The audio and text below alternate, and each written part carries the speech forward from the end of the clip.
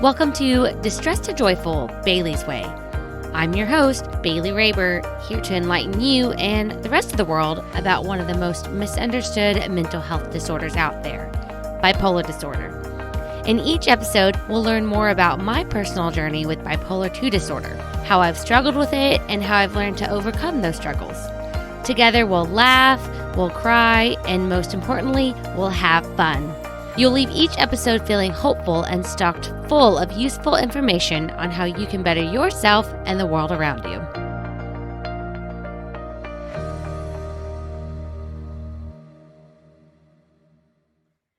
Hello, friends. So, if you're on YouTube right now, you're probably wondering, what the hell am I wearing? So I'm recording on my birthday. Today's my birthday, December 25th, unfortunately Christmas Day. But one of the things that I started doing about 5 years ago, 5 years ago now, is I do an annual birthday photo shoot to just celebrate me and my birthday and another year passing, because why the hell not? Why do I need a reason to do this? I don't. So when I started doing this back in 2018, I made 2 different birthday outfits back then, and I went and paid a photographer and had a whole thing done. And then I just made it a thing ever since. And y'all know I'm a fashion designer. I'm in school for that. That's what I love doing. So what better excuse to make myself a brand new outfit and to go have my picture taken than my fucking birthday? What better excuse? So this year, I've actually combined my birthday suit from 2020 when I was turning 27 and I showed up in my birthday suit. I combined that with this really sequin sparkly romper. So if you're on YouTube, you're seeing me show it off right now. And if not, then go to What Is Hey Bales Doing on Instagram and you can see what I'm talking about. But anyways, I combined the two because I didn't have time to make a whole brand new outfit this year. And you know what? That's okay. That's okay. This romper that I'm wearing, this black sequin romper, I was supposed to have finished for New Year's for 2022. Your girl didn't do it. I didn't do it. I was literally so close. Y'all, all I had left to do was finish the hem of these pants on the romper and I was done. And I just didn't do it. And so I decided, you know what? Now's the time. Now's the time. Because instead of stressing and making a whole new outfit from scratch like I originally wanted to do, I took a step back and said, look, this last semester, this fall 22 semester has been really fucking hard. Lots of challenges. I took on way too much, way more than I should have. So why am I doing this to myself? Why? Nobody is forcing me to take 8 hours of my time to make a whole new goddamn outfit. So why am I doing this to myself? Why?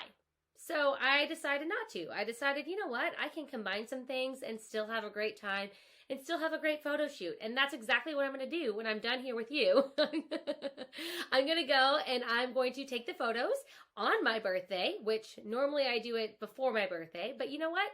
It is what it is. Life doesn't always go as planned. And so you just learn to roll with it. And that's what I'm working on doing. And so I hope that this is kind of like a little mini pep talk for you too, especially leading into the new year, which is about to happen. Oh my God, where has the time gone?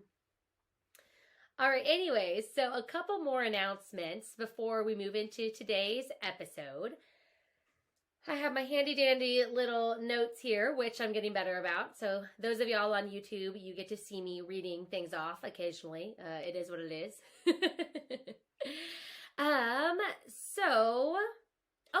Oh my God, speaking of my birthday and everything, so since I am done with school until the beginning of next month, January, wow, I've actually been spending a lot of time traveling. I was in India recently. Some of you guys know I went back and it was super great. But I've had a lot of free time, and I especially had free time while in India, which was super amazing this time because last time it was just go, go, go, do all the things.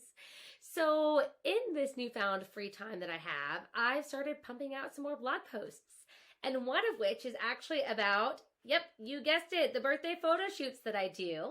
So if you're curious, if you are interested in doing one for yourself, which I totally recommend, head on over to whatisheybales.com/the-blog, and you can find the article titled 4 Fabulous Birthday Photo Shoot Ideas. I've also started pumping out some more other things, a lot more things that have a lot. Let me try this again. I'm working on posting about more things than just mental health because, yeah, that's what I talk about with you guys all day long. And I love it. I do. But it's more than me. There's so many parts of me. That is why my website is What Is Hey Bells Doing? I am doing 1,000,001 goddamn things. So I'm trying to be more active in writing about all the things that I do and not just focusing on one aspect of my life. And so this is something I hope that you guys will enjoy. And if not, then oh well, I'm still going to do it. So if you're curious as to what all I've been working on, again, head on over to whatisheybales.com. And then another thing I wanted to tell you guys about, last year, 2020, I guess it's still 2022. Yeah, whoops, whatever. So throughout 2022, I made it a goal to start being a guest on other people's podcasts. That's one of the things I really wanted to do, was to start showing up on other people's podcasts, telling my story through them.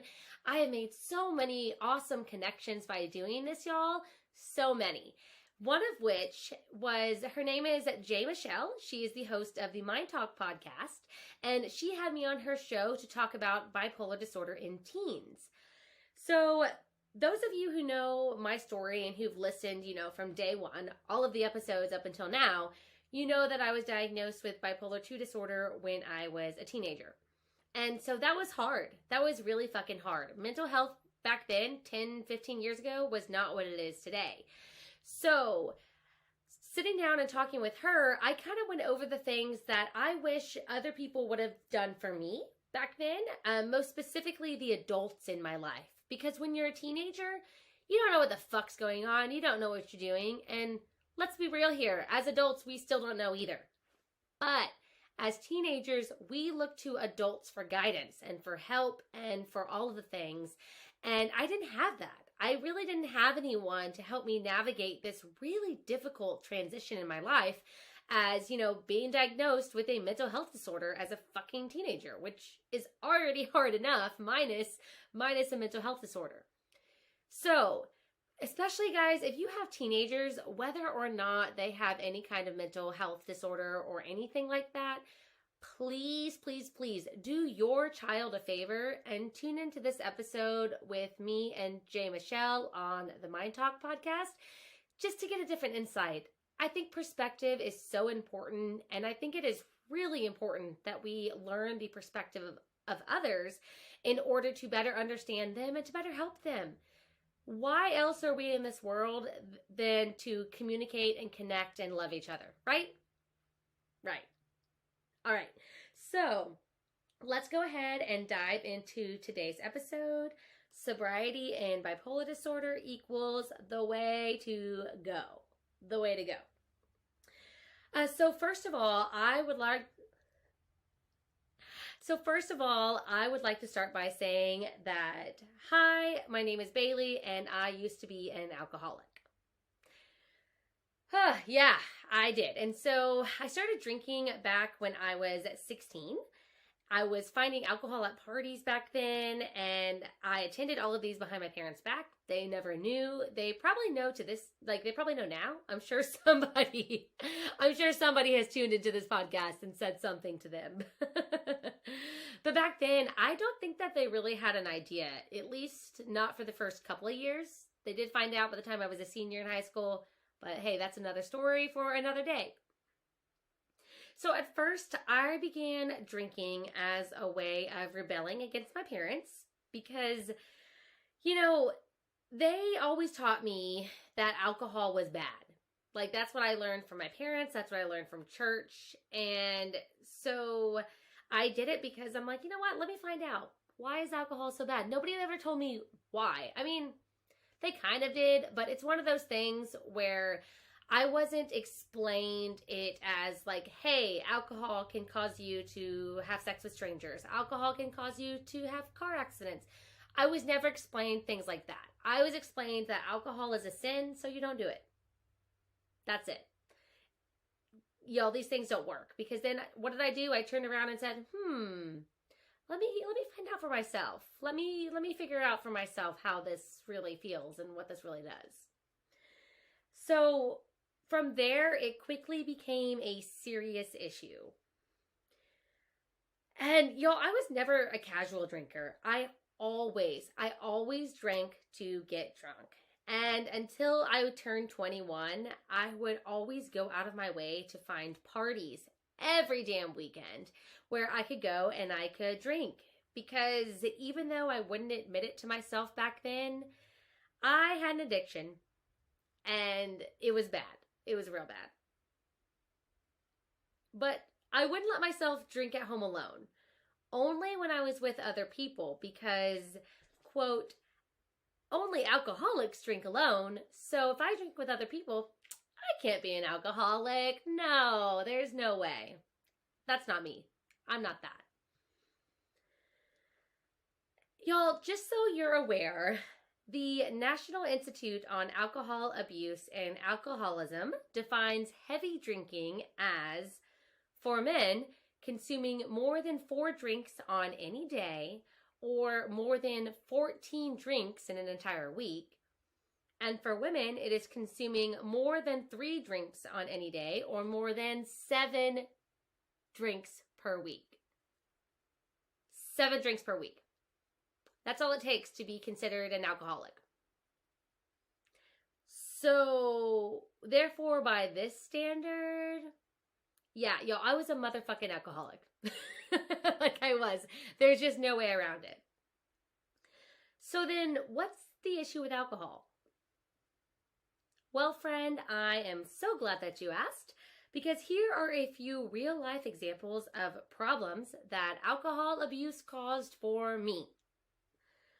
The first one being engaging in risky behaviors with complete strangers, including, but not limited to, sex, stupid stunts that, quote, sounded like fun, that were actually dangerous, or getting in the car with somebody who had been drinking, etc. Like, there's so many ways that I engaged in behaviors that, had I not been drunk, I probably wouldn't have done.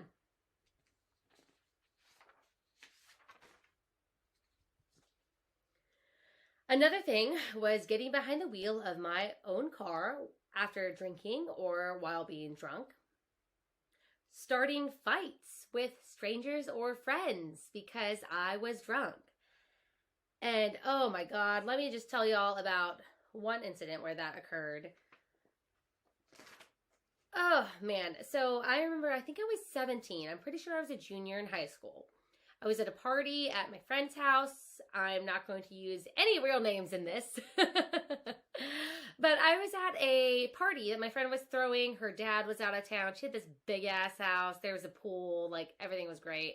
It was fun until I got super drunk and blacked out. Like, I don't remember what led up to this moment, but for some reason, this one girl, I'm going to call her, I don't know, I'm going to call her Susie. Susie made me really mad for some reason. I was fucking blackout drunk. I had no idea. So I had a beer in my hand, and I went to go throw my beer on Susie, and instead it landed on Kylie. And so what happened from there is, you know, I meant to hit Susie, not Kylie. Well, Kylie got pissed, and so Kylie then literally came over and started pulling my hair, and like an actual fucking physical fight took place. That's the only time in my life that I have ever done that. And y'all, it was bad. Like, it was bad. And that's kind of when I came to, was when me and Kylie, not her real name, but when me and Kylie were fighting, like fist fighting. Like, what the fuck? I don't do that. I'd never done that before, and to this day, I'd still never done that. And all of it ended with me getting pushed into a pool at some point. All the way in my clothes with my fucking phone in my hand, you guys. I remember coming out of the pool like this with my BlackBerry Pearl in my hand. Yeah, this was in like 2011. For all y'all who don't know what the fuck a BlackBerry Pearl was, look it up.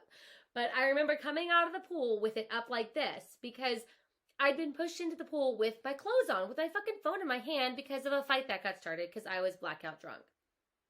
Yeah, Like, completely unnecessary, so stupid. It caused rifts in this friendship. This friendship was never the same after that. Because before, Kylie and I were friends. We were really cool. And real fucking quick, that disappeared. Real quick.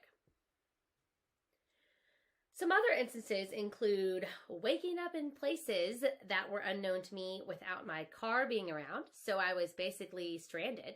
That happened on multiple occasions, waking up in somebody else's house. That was not the party that I was at the night before, that I didn't know how the fuck I got there, that I didn't have my keys, I didn't have my car, my purse wasn't even there. What the fuck? What the fuck? Had I not been drunk, that wouldn't have happened. But because I was, it did. And some of these instances, showing up places or waking up places unknown to me, actually caused me to be late for work because I was a server and oh my God, or back when I worked at the daycare or whatever, like if I'm somewhere and I don't have access to my vehicle, I can't leave. So if I have to be at work, I'm fucked. Literally fucked. That happened a couple of times when I was younger, and looking back now, I'm so embarrassed about that, but also like, what the fuck was I thinking, dude? Oh wait, I wasn't. I was drunk. That's the problem. That is the problem right there. And y'all, oh my God, we haven't even scratched the surface on my past issues with hypersexuality, which, don't worry, we will dive well into this simultaneously juicy and cringy topic in season 4 of the show. But looking back, I engaged in sex with some creepy ass dudes because I was drunk. And I wasn't thinking clearly. And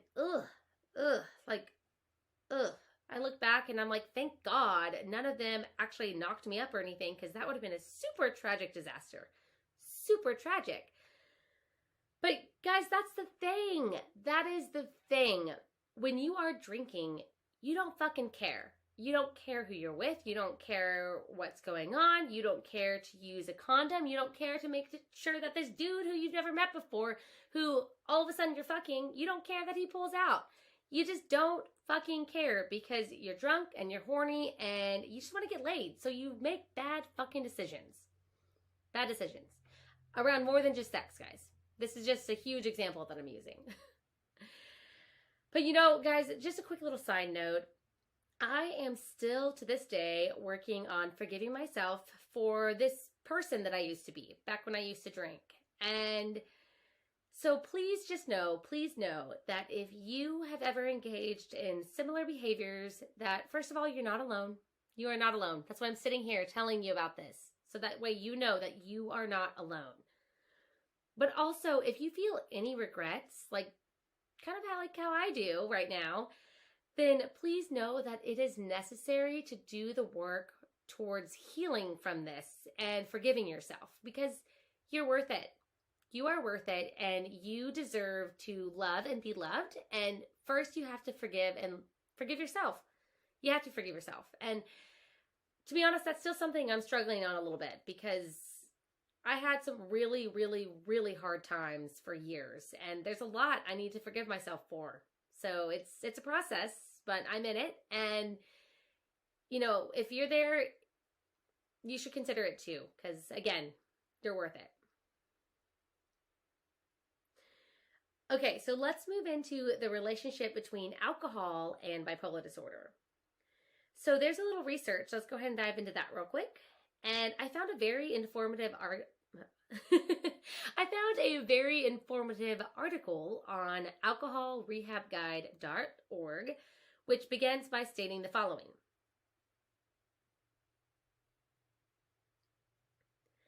Alcohol and bipolar disorder have a close and complex relationship.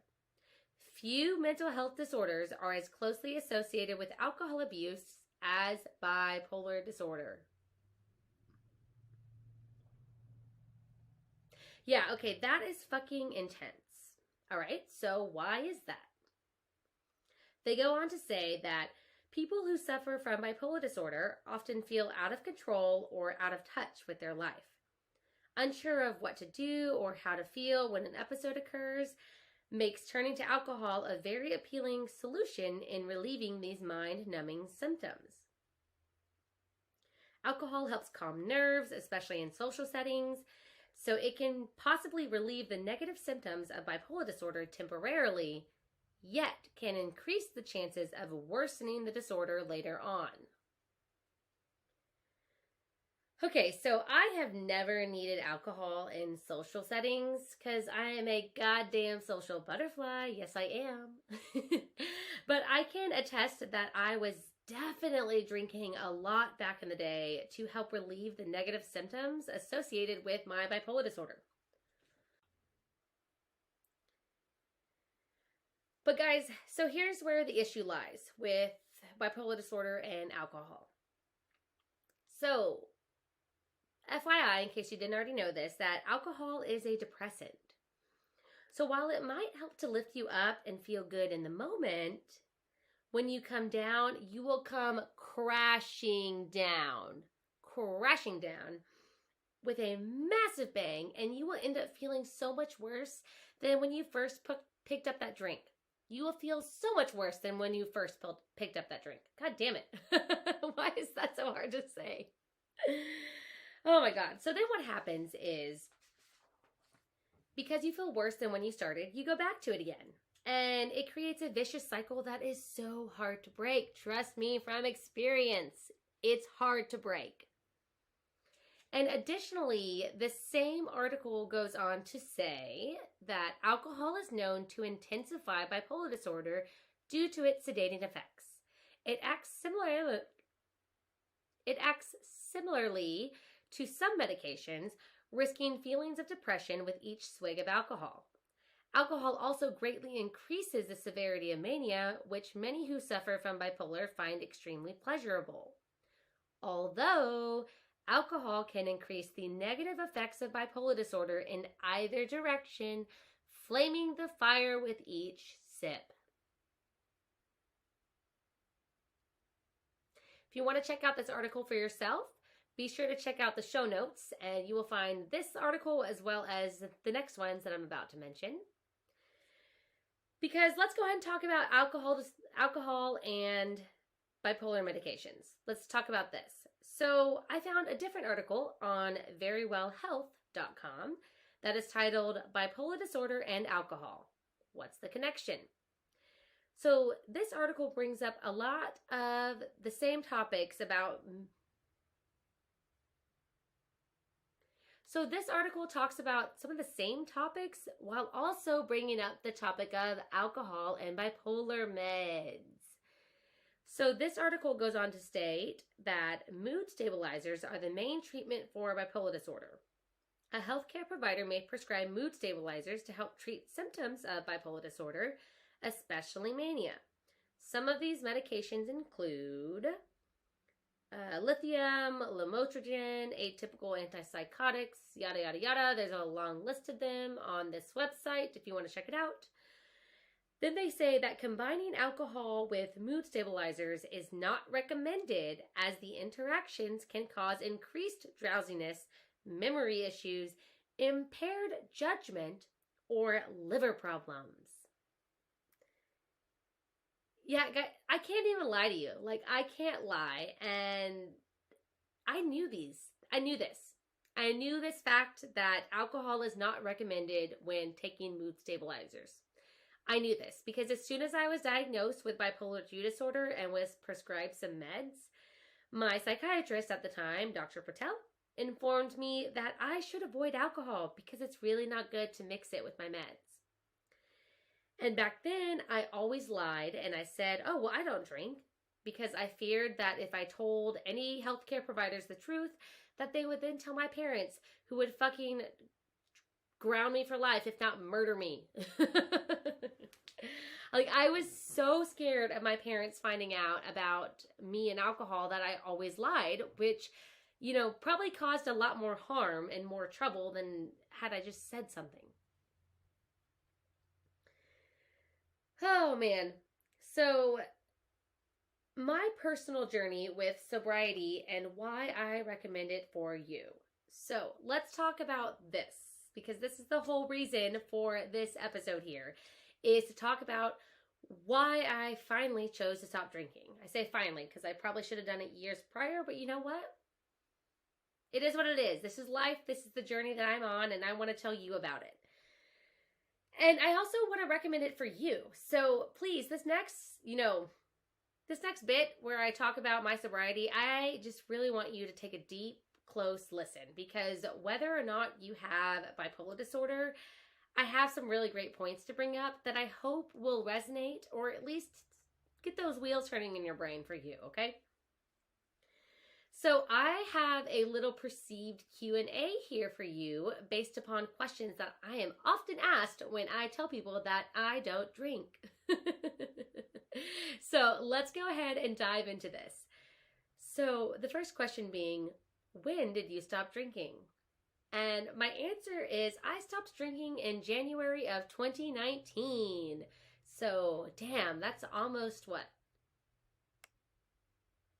That's almost 4 years. Wow. Holy shit. Okay. So why did you stop drinking? Well, I'm glad you asked, but I initially stopped drinking because I did dry January. So I don't know if you guys have heard of dry January, but that's when you cut out alcohol for the entire month of January. And it's kind of like a New Year's thing, like a fresh start to the year. And I did it just to help me lose weight. That's why. I had no intentions of giving up alcohol at the time. I literally was just trying to lose weight. And it helped. It really did. Those of y'all who know me personally or have seen any of my journey on any of my social media accounts, 2019 was the year that I hit my weight loss goal and I lost 50 pounds and everything was fucking great. And the start of it was this, January 2019, cutting out alcohol. That was a huge, huge kickstart to my weight loss journey. And I actually ended up losing 9 pounds that month. And I think a lot of it had to do with I changed my eating and I cut out all of those excess calories that come along with drinking, guys. So the next question being, so you just didn't drink ever again after this? Now, this is a fun question.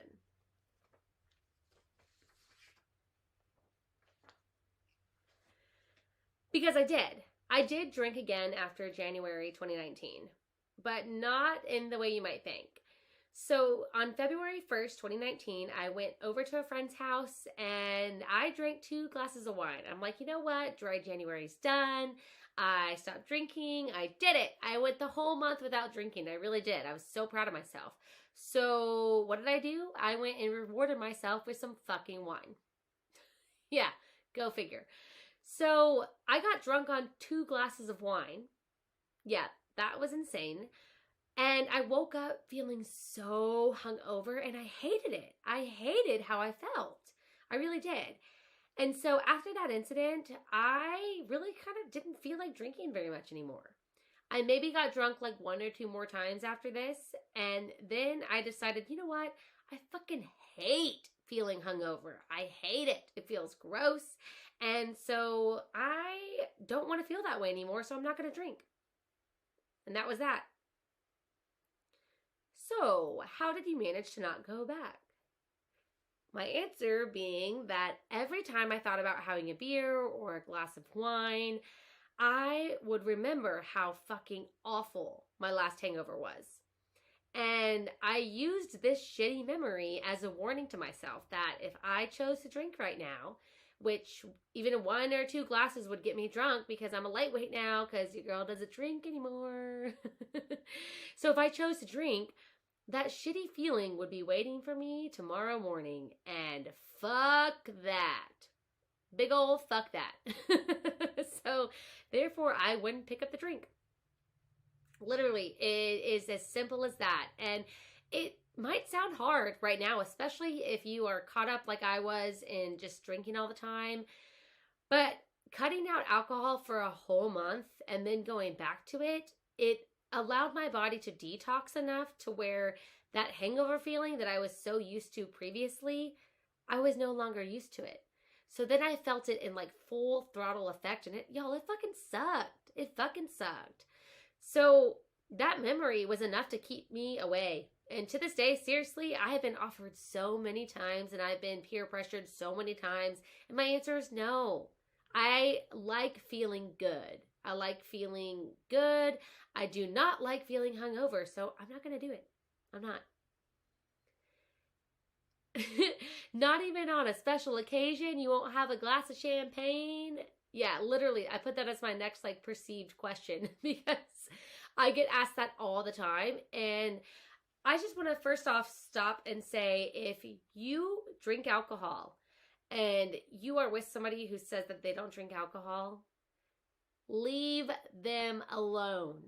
Leave them alone, because I don't give a damn if it's a special occasion. I'm not going to drink. That is my choice. This is my body. Leave me alone. You don't know how many times people have tried to peer pressure me and over and over and over again, and it is so fucking rude. It is so rude. So if you're one of those people, I'm calling you out. Yeah, I'm calling you out, because stop it. Stop. This person doesn't want to drink. Great. That's more for you. Look at it that way, but leave that person alone. You don't need to make this person feel bad over here because they don't want to drink. Because guys, you don't know how many times people have done that to me. They've tried to make me feel bad for choosing not to drink. So I stopped hanging out with those people. I did. I walked away because I'm like, you know what? No. My people know I don't drink. They know I don't drink. And they accept that and they love me and they don't give a damn. Actually, you know what? I'll give you one better. I'm probably going to tear up. Because Luis, if you're listening now, like this is a shout out for you, because he came to my housewarming party back in September when we moved into a new apartment. Long story. But Luis knows that I don't drink. And so what do you do when you go to a housewarming party? Well, most of the time you just bring alcohol. That's the easiest thing to do. So Luis, knowing that I don't drink, y'all, he went out of his way to ask the wine connoisseur at HEB if there was a non-alcoholic champagne that he could bring to me. And he did. He did just that. He found non-alcoholic champagne and gifted that to me because he knows I don't drink, but he wanted me to be able to celebrate. And so he found a way for me to celebrate without having to have alcohol. And guys, that is what friends do. That is what friends do. That is a beautiful friendship. And Luis, if you're listening, again, I love you and I'm so thankful for our friendship, because that's what friends do. Friends don't peer pressure each other to drink when they don't want to. They show up for people in the way that best suits them. And that was a way that somebody showed up for me, that Luis showed up for me in a way that suited me, not him. Luis drinks, y'all. Luis drinks, and that's okay. I don't give a damn if Luis chooses to drink. That's his life. That's on him. But the fact that he doesn't try to push me into what he does and say, hey, come have a drink with me. He instead was like, no, this is for you. This is non-alcoholic. That's what friends do. That is what friends do. So if you're listening right now and you have recently become sober or have chosen not to drink, I want you to think about that story right there about me and Luis, and how Luis chose to show up for me. Because if your friends are doing the opposite, if they're pressuring you to still drink even though you don't want to, it might be time for you to take a step back and look at those friendships and say, are we really friends? Or were we just drinking buddies? Because there's a difference, guys. There's a huge difference between friends and drinking buddies. And I learned that the hard way. I learned that the hard way when I stopped drinking years ago. And so, I hope some of you guys will come to this realization sooner than I did and really step back and say, you know what? I have recently become sober. Who here actually stands with me? Because the people who stand with you, those are your friends. Those are who you should surround yourself with. Okay, that got a little bit off track. So the last question that I'm asked, and this is my favorite question when people ask me this, they ask me, do you feel better now that you've stopped drinking? So I don't get asked this all the time, but I do get asked this occasionally. And oh my God, I love it because yes, I abso-fucking-lutely feel better now that I've stopped drinking. I love it. Besides no longer feeling hungover, guys, I also I don't have the urge to be constantly searching for my next drink. I make better, healthier decisions on a fucking daily basis because alcohol isn't impairing my judgment. My memory has become so sharp, sometimes too sharp. Monish gets mad sometimes because I remember things way too well. But I'm also able to learn new things at a much faster pace back than when I was drinking because my brain is no longer fogged by alcohol. It is not. So guys, just to end on this, please know that if you are struggling with alcohol abuse, you are not alone. You are not alone.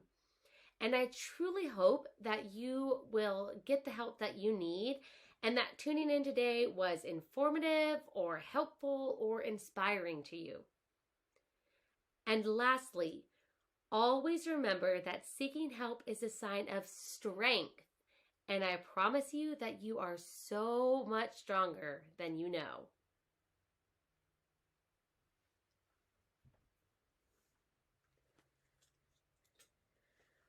All right, so next episode will be the last episode of season 3. It will be because, oh my God, it is almost 2023. This is insane.